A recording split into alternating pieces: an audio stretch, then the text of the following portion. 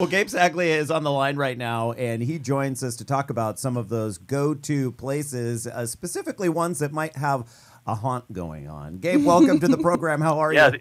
These are ghost two places. Yeah, Ghost two. And most of these are here in the beautiful state of California. You know, it's interesting hearing you talk about these popular destinations. Figures just came out for summer travel, and you know where the highest hotel rates were across the country, even higher than New York? San Francisco. We're in San Francisco. Wow. And that's because, during the summer months, a place like San Francisco becomes extremely popular. Rates went way up. Occupancy rates were up.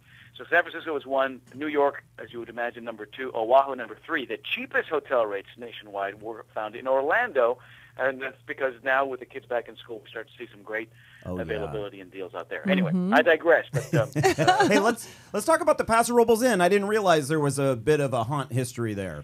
Yeah, Paso Robles Inn. This is a great old historic hotel dating back to 1889. A story goes there was a night clerk there back in 1940 who rang the alarm, evacuated the guests when a fire broke out. Everybody got out except J.H. Emsley. And rumor has it that this night clerk who passed away during this fire after he saved everybody still roams the halls of the Paso Robles Inn, particularly room 1007, from where the front desk has received many sort of a phone call when the room has been empty. So, interesting place to visit in the heart of Central California wine country. Rates usually start at about $99 a night.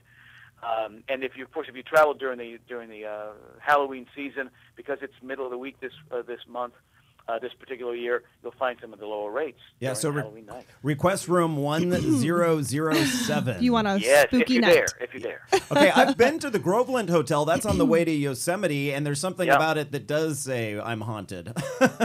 Yeah, well, the Groveland Hotel, I've actually had a couple of really neat conversations with the folks who own this hotel.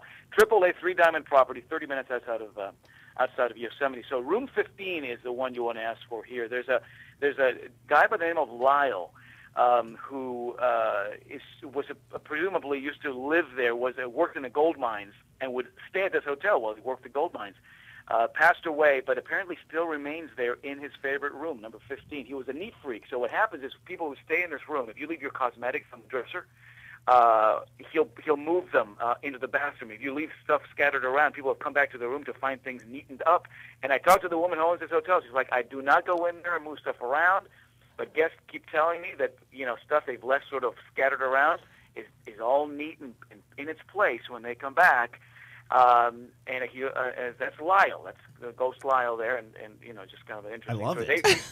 They believe that he's there, and they embrace the fact that he's one of their permanent residents. I love that as a ghost, he can still have a penchant for wine because he's always hanging out in the wine cellar. He owns the wine cellar. Yeah, that's one of his favorite places. That'll be my ghost. That's where I want to hang out after the fact. Yeah. I love it. Okay, that's great, Gabe. So how about Southern California? Yeah, well, the Queen Mary, obviously the Queen Mary, a very famous ship, was a transport vessel for Allied troops during the Second World War. Became a transatlantic cruise liner for a couple of decades. Now it's a hotel anchored off the shores of Long Beach. But boy, there are tons of stories here on this ship, as you can imagine. Apparently more than 200 ghosts. How do they have room for the guests? Queen Mary Hotel. Lots of knocking. Down in the machine rooms, there was a machine room operator who died. He got trapped in between door 13 down in the machine room closed. Guys who work on the ship now, as they cross that door, a lot of stories about weird sounds and sensations, particularly there. And then at the pool, people have reported, hey, there's people dressed in period swimwear. Or they'll see wet footprints by the pool, and in fact, nobody's been there. There's a pool on the Queen Mary? I didn't realize that. Yeah, it's a very kind of Art Deco style pool there, sort of reminiscent of its glory days. But again, there's one story about a young girl apparently dressed in like 1930s, 1940s, older fashioned sort of swimwear that's been seen around a lot of herds sort of frolicking in the pool. And then you look, and in fact, she's not there. Nobody's there. Wow. An interesting story there. Yeah, interesting that the machine room was door 13, where the the screams are heard. Door 13, yeah. Door 13. Well, we only have time for one more, Gabe, and that'll take us to San Diego.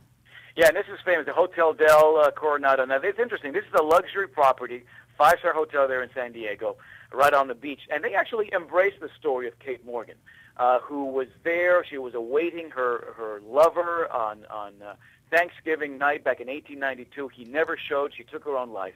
And now the ghost of Kate Morgan it has been reportedly seen in room 3372 on the shores of the beach there in San Diego. There have been books written. There's a gift shop there where you can find memorabilia in honor of Kate Morgan.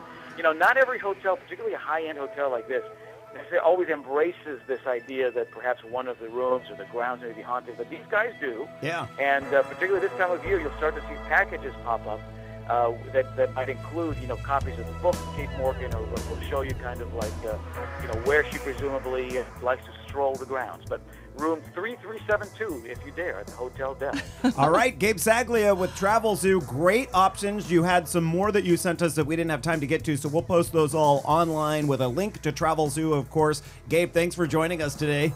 Thanks, guys. Hey, stick around, everyone. Ghost is our word for the next hour, and we'll check out another property in San Diego that's haunted. I've been there and stayed in the room. Ooh, yeah. Okay, can't wait to hear about that. You're listening to the Eat, Drink, Explore Radio Network on this Sunday morning. Great to have you with us.